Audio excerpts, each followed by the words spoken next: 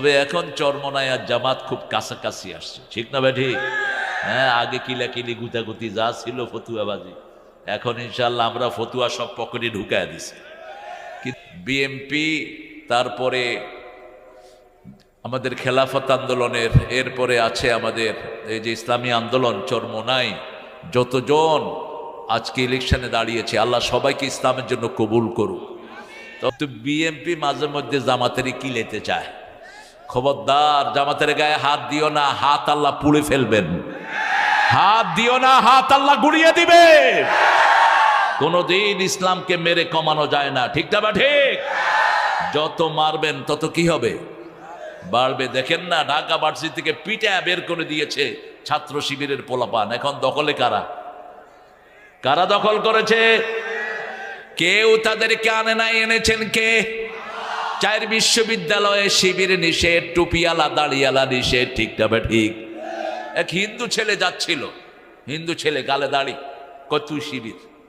কয় ভাই হরে হরে কৃষ্ণ কৃষ্ণ তোর কৃষ্ণ, তুই শিবির। এমন পিটান পিটালো ছেলেটারে, পিটায় কাপড় খুলে দেখে যে আসলে ওটা কি জঘন্য। দেখে একটা মানুষের নিরাপত্তা ছিল না, ঠিক না? ঠিক। আর এখন ঢাকা ভার্সিটিতে ওরা বলে ঢাকা ভার্সিটি নাকি দর্শে নিজামি মাদ্রাসা হয়ে গেছে। আমি দর্শে নিজামি দেখছি কি, এটা শর্ষিনা হবে, এটা হবে দেওবন্দ, ঠিক না? ঠিক। এটা হবে আলিয়া মাদ্রাসা।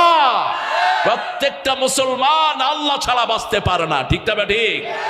আল্লাহ রাসূলের নাম যেখানে আমরা যাব, অনেক মেহমান এসেছেন, আজকে যদি স্টেজে আসতেন ভালো হতো।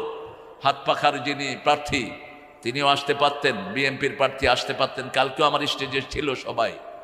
আমরা ইসলাম আলারা, আমরা সবাইকে এক করতে চাই, ঠিক না? ঠিক। ডাক্তার শফিক অত্যন্ত বিচক্ষণ একজন মানুষ।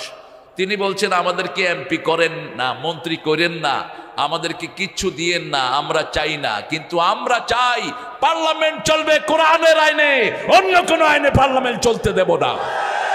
রাজি আছেন আপনারা? হাত তুলে আরেকবার দেখায় দেন।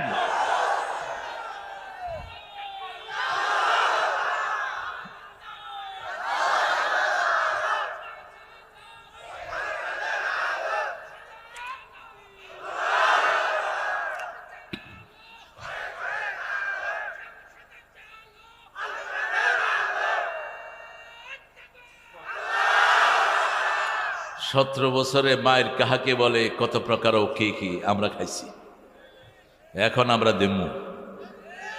যারা খায় বেশি দেয়। রাসূল 13 বছর মায়ের খেয়েছে।